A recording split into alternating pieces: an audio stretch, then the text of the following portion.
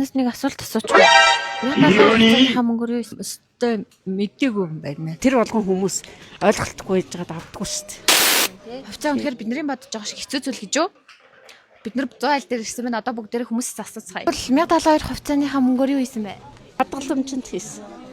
Монголд компаниуд хувьцаа гаргадаг гэдэг талаар мэдэх үү? Гэхдээ тэр болгон хүмүүс ойлголтгүй байж байгаад авдаггүй шүү дээ. Монголын компаниудын хувьцаа байдаг талаар мэдэх үү? Мэднэ.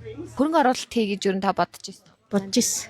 Шууд гар утсан дээр Facebook ингээд ордог шиг тийм аппликейшнээр та шууд ингээд хувьцаагаа худалдаж авах уу? Нөгөө компанийхаа үр ашигтай ажиллахын тэрийг нь сайн мэдэхгүй болохоор хэрвээ тэр нь баталгаатай би мэджээвэл гар утсаараа ороод худалдаад авахд асуудалгүй шүү дээ. Та 1072 хувьцааныхаа мөнгөөр хувьцаанд хөрөнгө оруулах бодолтой байна уу? Тэгж болно.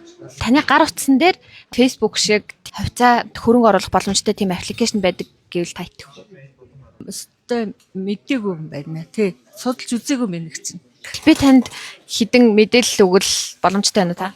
Тэгж болно. Апп руу ороод search хэсэг дээр нь HiPay аппликейшнийг татж авах нь тийм. За ингээд таны HiPay-ийн аккаунт ингээд нэгдчихлээ. Санхүүгийн үйлчлэгийн хэсэгт байж байгаа. Энэ үнэ цаас арилжаа гэдэг руу данс нэх гээд. Шууд үнэгүй шууд данс нэгдчихсэн.